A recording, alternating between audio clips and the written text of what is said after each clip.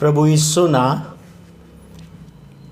પવિત્ર અને પ્રેમાળ નામમાં વાલા ભાઈઓ અને બહેનો, આપ સર્વને લોગોસ બાઇબલ સ્ટડી તરફથી હું પ્રેમી સલામ પાઠવું છું.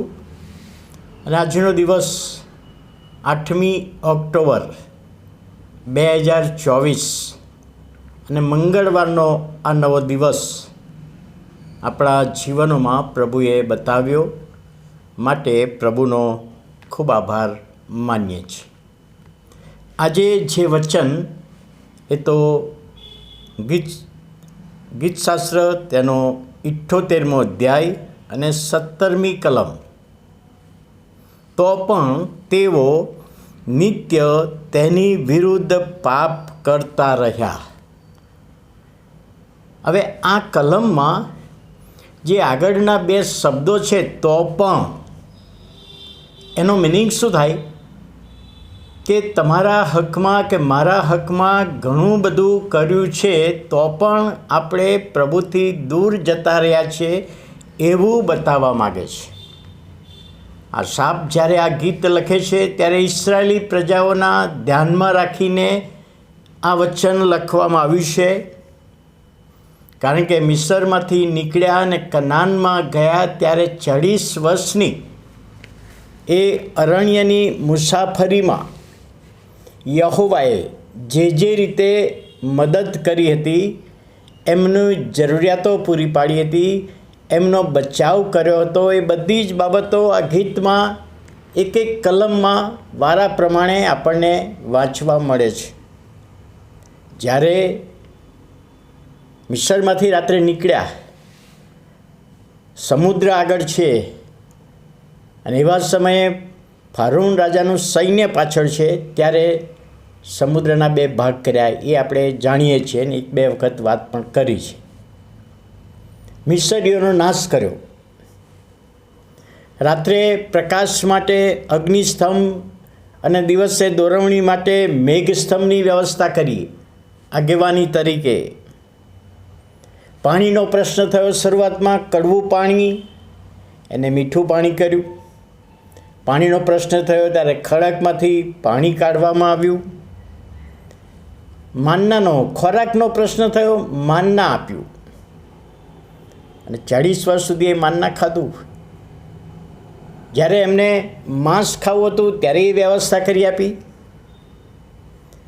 આટલું બધું કર્યું અને પછી પ્રભુનું વચન કહે છે, તો પણ એક પછી એક જે બધી બાબતો એમના હકમાં યહોવાએ કરી, એમની જરૂરિયાતો પૂરી પાડી, એમનું રક્ષણ કર્યું બીજી પ્રજાઓથી, તો પણ તેઓ નિત્ય તેની વિરુદ્ધ પાપ કરતા રહ્યા.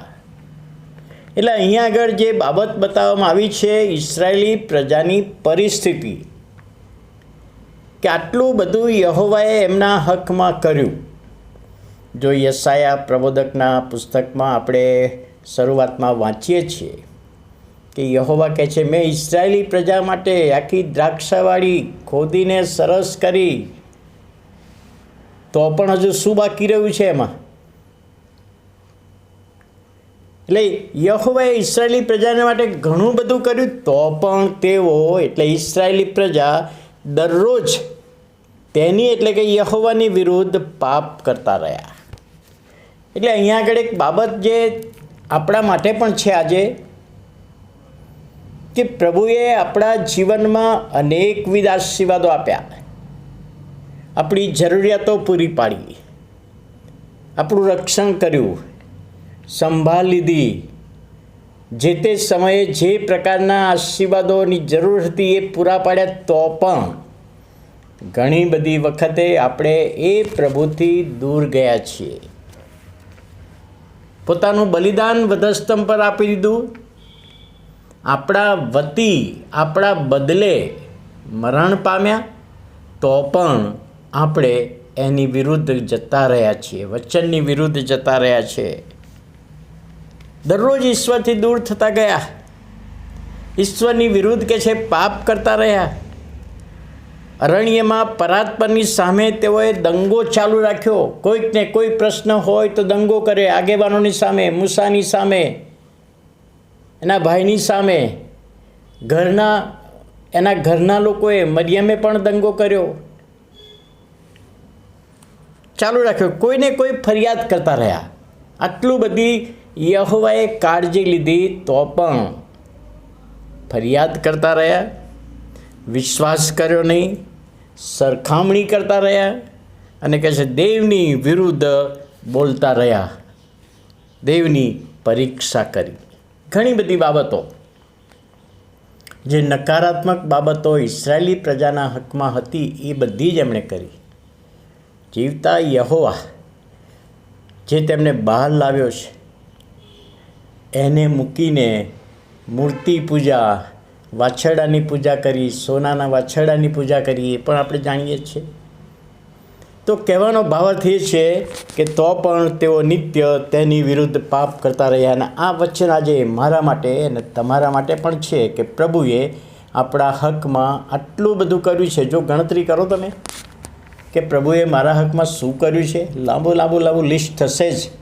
અને તો પણ આપણે પ્રભુથી દૂર ગયા છીએ. તો આજે આ વચન દ્વારા પ્રભુ આપણા જીવનોને તપાસવા માગે છે. આપણે તપાસીએ અને પ્રભુની પાસે આવીએ અને માફી માગીએ, પ્રાર્થના કરીએ. વાલા પ્રભુ, અમે તમારો આભાર માનીએ છીએ, તમારા નામને ધન્યવાદ આપીએ છીએ. તમારી દયા, કૃપા, ભલાઈ અમારી સાથે રાખી, નવા દિવસની ભેટ આપી, આભાર માનતા તમારા હાથોમાં સોંપાય. તમે ઘણું બધું અમારા માટે કર્યું, છતાં અમે તમારાથી દૂર ગયા હોઈએ, ક્ષમા માગીને તમારી પાસે આવીએ છીએ. ઈસુ પ્રભુ નામમાં સાંભળો અને માન્ય કરો. આમેન.